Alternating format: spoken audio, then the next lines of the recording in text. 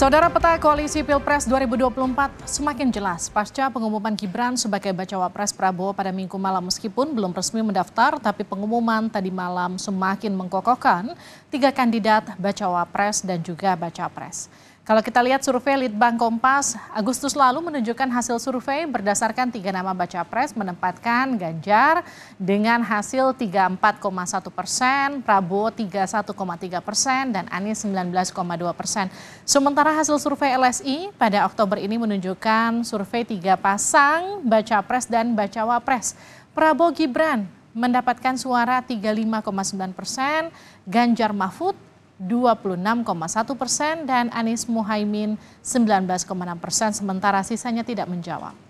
Bagaimana membaca peta kekuatan 3 pasang baca pres dan cawapres yang ada saat ini? Lebih lengkap kita akan bahas usai tayangan berikut. Sepakat mengusung Prabowo Subianto sebagai calon presiden Koalisi Indonesia Maju untuk 2024-2029 dan Saudara Gibran Rakabuming Raka sebagai calon wakil presiden dari Koalisi Indonesia Maju. Pengumuman Gibran Rakabuming Raka sebagai bacawa pres pendamping Prabowo Subianto Minggu malam seakan memantapkan peta koalisi Pilpres 2024. Meskipun belum resmi mendaftar ke KPU, tapi hampir dipastikan Pilpres 2024 akan diikuti oleh 3 pasang capres dan cawapres. Litbang Kompas menyebut dengan diumumkannya Gibran sebagai bacawa pres pendamping Prabowo, maka peta kekuatan Koalisi Indonesia Maju lebih mengerucut, mewakili sosok kelompok muda atau milenial.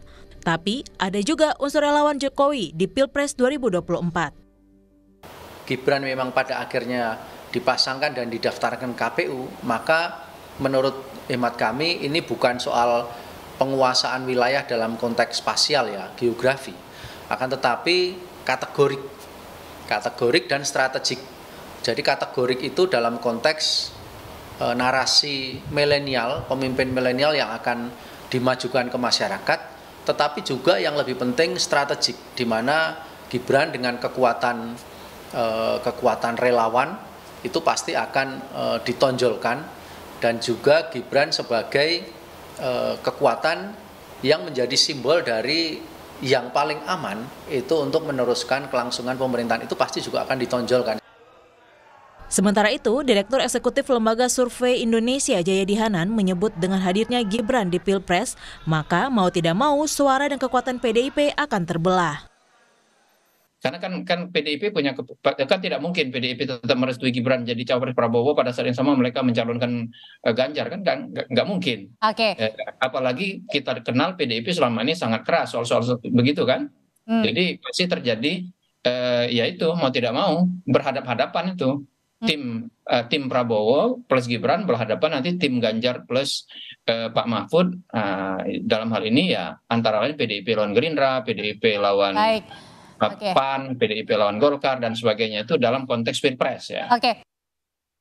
Sosok Gibran terlihat cukup mampu menambah suara bagi Prabowo. Dari hasil survei LSI pada Oktober ini menunjukkan hasil survei 3 pasang baca pres dan bacawa pres, di mana Prabowo Gibran mendapatkan suara terbanyak 35,9%, lalu pasangan Ganjar Mahfud sebesar 26,1% dan pasangan Anies Muhaimin 19,6%. Sementara sisanya tidak menjawab. Ada peta koalisi dengan 3 pasang capres-cawapres saat ini yang jelas sudah terbentuk, di mana Partai Nasdem, PKB, dan PKS resmi mengusung Anies Baswedan dan Muhaimin Iskandar. Lalu pasangan Ganjar Pranowo Mahfud MD diusung oleh PDIP, P3, Hanura, dan Perindo. Sementara untuk pasangan Prabowo Subianto dan Gibran Rakabuming Raka diusung oleh Gerindra, Golkar, PAN, dan Demokrat. 2 pasang baca pres bacawa pres, Anies Muhaimin dan Ganjar Mahfud, sudah mendaftar ke KPU pada 19 Oktober lalu. Awalnya Anies dan Muhaimin mendatangi KPU di Kamis pagi, dan di siang harinya pasangan Ganjar dan Mahfud mendaftarkan diri ke KPU. Tim Liputan Kompas TV. Bagaimana membaca peta koalisi dan kekuatan masing-masing pasangan di Pilpres mendatang? Kita bahas bersama Toto Suryaning Tias, peneliti senior Litbang Kompas. Mas Toto, selamat malam. Selamat malam, Selamat malam Mbak Livi. Kita juga akan sapa Mas Jayadi Hanan, Direktur Eksekutif Lembaga Survei Indonesia atau LSI. Mas Jayadi, selamat malam. Malam Livi, malam Mas Toto. Saya ke Mas Toto dulu. Mas Toto, ada sekitar 20% lebih pengaruh Jokowi terhadap survei sejumlah calon presiden. Seberapa besar ketika anak dari Jokowi, Gibran, sudah melabuhkan dukungannya bersanding bersama dengan Prabowo, ini akan menaikkan elektabilitas Pak Prabowo? Ya, pertama kalau kita mau urut kacang dari belakang, ya karena kami tidak punya survei, kita pakai surveinya punya Mas Jayadi ini, ya kita ikut surveinya beliau. Yang dibilang tadi Prabowo Gibran berapa? 35%, kemudian Ganjar Mahfud itu berapa? 27 atau 26%. Nah itu kalau kita urut kacang dari belakang. Sementara kalau tadi pengaruh Jokowi 20%, itu sifatnya umum ya, itu all. Itu sama juga dengan temuan juga kalau misalnya di survei kami di Kompas itu bulan Agustus, misalnya Jokowi merekomendasikan capres tertentu, itu pengaruhnya berapa? Itu kan 15%, tapi itu juga all. Tapi yang real memang hasil hasil dari survei sebagaimana yang tadi saya sampaikan. Nah, akan tetapi sifat dari pengaruh Jokowi ini kan juga dinamis juga, gitu.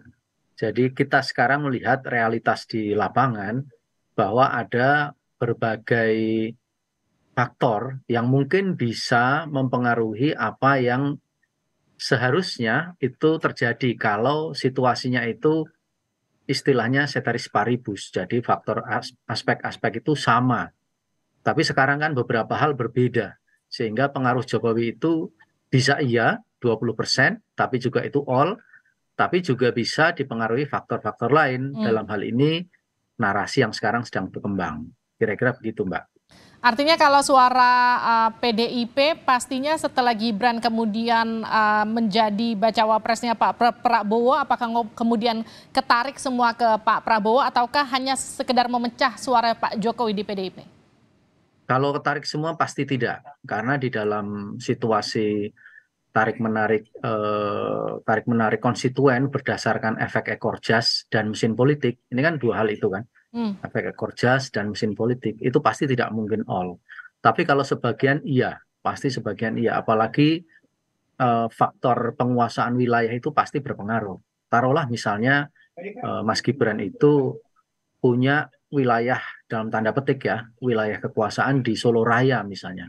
Itu mau tidak mau pasti akan sebagian pasti akan tertarik ke wilayah koalisinya Prabowo Gibran kalau misalnya memang jadi didaftarkan besok. Tapi juga itu pasti akan berdinamika di lapangan karena misalnya di Solo Raya di sana ada ketua DPC-nya masih sangat loyal kepada partai PDIP misalnya kayak gitu. Oke, saya ke Mas Jayadi. Mas Jayadi, survei LSI yang terbaru itu kan menempatkan posisi, koreksi saya kalau salah ya Mas, Prabowo Gibran itu angkanya sekitar 35% sekian.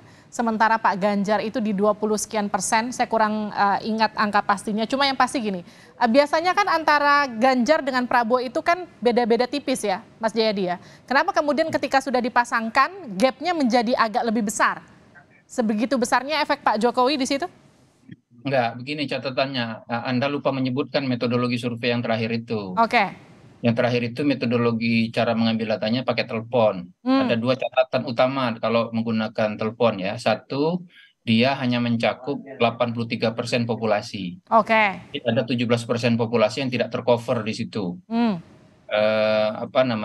Bisa jadi populasi yang 17 itu lebih berat ke Ganjar misalnya. Yang kedua, di situ terlihat yang tidak tahu tidak jawab masih tinggi 18%. Nah kalau mau lebih enak, saya kira dibandingkan dengan survei LSI awal Oktober. Oke. Di awal Oktober itu Prabowo Gibran itu 36%. Ya, Ganjar Mahfud 33%. Amin itu 23%. Oke, gapnya 3%. Ya, itu survei tatap muka, jadi mencakup 100% populasi. Oke. Kemudian tidak tahu tidak jawabnya tinggal di bawah 10%, 7-8%. Jadi itu lebih reliable untuk kita bandingkan. Baik. Kalau survei telepon harus dibandingkan dengan survei telepon ya. Oke. Jadi dengan demikian maka sebetulnya belum ada perubahan yang signifikan dari peta itu ketika Gibran sudah masuk. Sebetulnya gini, Gibran masuk itu sudah lama kan sebetulnya. Jadi orang tahu bahwa Gibran bakal berpasangan dengan Prabowo itu sudah lama, sudah lama. Nah,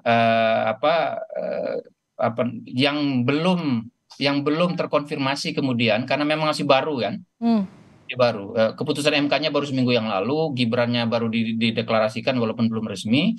Yang tadi yang menarik, apakah pengaruh Jokowi sekarang akan lebih kuat ke Prabowo Gibran atau tidak gitu? Karena sampai sebelum paling tidak sampai seminggu terakhir lah itu publik itu menganggap ya bahwa itu mengendorse dua nama, yaitu Prabowo sama Ganjar. Nah itu dua itu yang apakah kita akan lihat sebulan ke depan misalnya ketika Gibran benar-benar sekarang udah jelas Gibran kan, berarti Jokowi jelas sudah berada di posisi Prabowo kan gitu.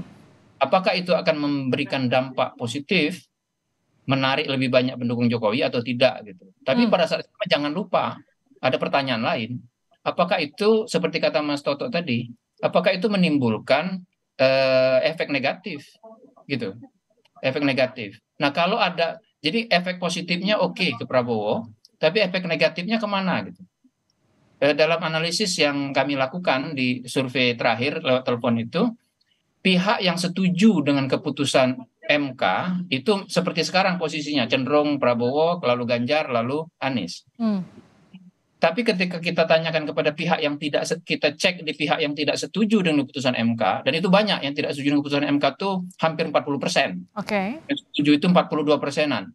Jadi setuju nggak setuju itu berimbang. Yang tidak setuju itu turun tuh suaranya untuk Prabowo, turun juga suaranya untuk Ganjar, naik suara untuk Anies. Jadi bisa jadi kalau secara sederhana memperoleh efek positif dari masuknya Gibran, tapi sekaligus juga mendapatkan efek negatif dari masuknya Gibran. Nah pertanyaannya kemudian, dan kalau dari data yang saya sebutkan tadi, kecenderungannya pemilih Prabowo itu ketika masuk Gibran banyak yang lari ke Anies. Kenapa begitu? Kenapa begitu? Kalau kita analisis lebih jauh, pemilih Pak Prabowo itu masih banyak sekali yang kategori tidak puas dengan kinerja presiden. Jadi kalau yang tidak puas dengan kinerja presiden di sekitar bulan Oktober itu yang tidak puas dengan kinerja presiden sekitar 25-30 ya, ada penurunan. Itu sekitar 50% orang yang tidak puas dengan kinerja presiden itu memilih Prabowo. Nah, kita tahu yang tidak puas dengan kinerja presiden berarti kan berarti oposan terhadap presiden. Apakah menurut saya masuknya Gibran itu kan sebagai proksi Jokowi. Proksi Jokowi. Kalau tidak ada proksi Jokowi di situ, saya kira mungkin belum tentu Gibran masuk gitu kan. Nah, para pemilih Prabowo yang oposan terhadap Jokowi, maka kemudian bisa oposan terhadap Gibran, ketika Gibran benar-benar masuk, bisa jadi mereka lari kan? Larinya kemana? Kemungkinan ke Anies. Dan itu bisa dihitung kok, ada cara menghitungnya. Dan saya kira hitung-hitungannya cukup mengkonfirmasi bahwa kemungkinan banyak pemilih Prabowo lari ke Anies dalam konteks seperti itu. Jadi seperti saya setuju dengan Mas Toto tadi, dinamikanya berubah gitu. Ada faktor-faktor yang harus diperhitungkan, terutama adalah reaksi negatif publik terhadap keputusan masuknya Gibran gitu. Kan keputusan MK dengan masuknya Gibran itu tidak bisa dilepaskan satu sama lain kan? Belum lagi misalnya saya mendeteksi lewat survei itu terlihat bahwa orang yang tahu bahwa ketua MK itu adalah ipar presiden itu mengatakan bahwa mereka menganggap keputusan itu tidak adil karena menguntungkan keluarga presiden, gitu kan? Lalu kalau kita cek elektabilitasnya, orang yang tahu bahwa ketua MK adalah ipar presiden, itu pilihannya kepada Prabowo maksimal 30% aja. Jadi dibandingkan dengan yang tidak tahu, itu bisa mencapai 40% yang milih Prabowo gitu. Oke. Artinya, Jadi makin banyak yang tahu bahwa keputusan ini terkait dengan pertalian keluarga atau dikait-kaitkan pertalian keluarga, dalam hal ini Anwar Usman, itu potensi juga menggerus suara Prabowo Gibran. oke. Nah, masalahnya yang tahu itu baru sedikit, Mas Toto, kalau di kita masih di bawah 30%. Anda tahu isu seperti ini kan akan dijaga oleh pihak yang berkepentingan kan gitu. Karena suasana kita sudah kompetisi kan. Betul. Nggak bisa kita mengatakan isu itu nanti sebentar aja, nanti tenggelam. Nggak bisa. Sekarang ada yang menenggelamkan, ada yang menaikkannya lagi kan gitu. Ya. Ya, Begitu Mbak Livi. Nah, kira-kira ini kita akan Februari itu sudah masuk saatnya pemilu, kemudian kapan survei ini kemudian akan menemui titik yang hampir mendekati hasil suara di pemilu nanti kira-kira, kalau sekarang sudah baru masuk masa pendaftaran, Mas Jayadi? Biasanya kalau surveinya sangat kompetitif seperti sekarang, kalau diperkirakan pertarungannya kompetitif, diperkirakan. Menurut saya bahkan kalau melihat dinamika yang berkembang sekarang, belum tentu yang masuk putaran kedua itu kalau selama ini kan kita menganggap yang paling potensial masuk putaran kedua adalah Prabowo dan Ganjar kan? Ya. Belum tentu tertutup peluangnya, belum Tentu ya. Karena belum ada yang memperoleh angka di atas 50% kan? Oke. 50% terlalu jauh lah. Di atas 40% aja susah gitu. Jadi angka tertinggi untuk Prabowo Gibran itu 36%. Oke. Yang belum menentukan pilihan hampir 10%. Bayangin kalau 10% itu terdistribusi secara tidak berimbang. Itu belum lagi ditambah faktor-faktor yang berpengaruh secara negatif. Jadi dia akan kompetitif sampai dengan menjelang pemilu. Nah, biasanya survei itu akan mulai terlihat lebih mendekati hasil yang sesungguhnya kalau sudah dekat-dekat banget. Kalau kompetitif seperti sekarang mungkin sampai semingguan kita akan melihatnya itu baru punya peta yang lebih jelas gitu. Baik, Mas Toto terakhir singkat saja. Jadi kapan rilis hasil survei terbaru Litbang Kompas, Mas Toto? Nanti ditunggu saja, Mbak. Yang jelas setelah penetapan pasangan capres, kemudian kalau bisa mendekati atau sudah agak masuk masa kampanye ya, jadi November mungkin ya. Jadi gambarannya bisa lebih jelas, nanti kita lihat seperti apa. Terima kasih Mas Toto, terima kasih Mas Jayadi sudah bergabung di Sapa Indonesia Malam.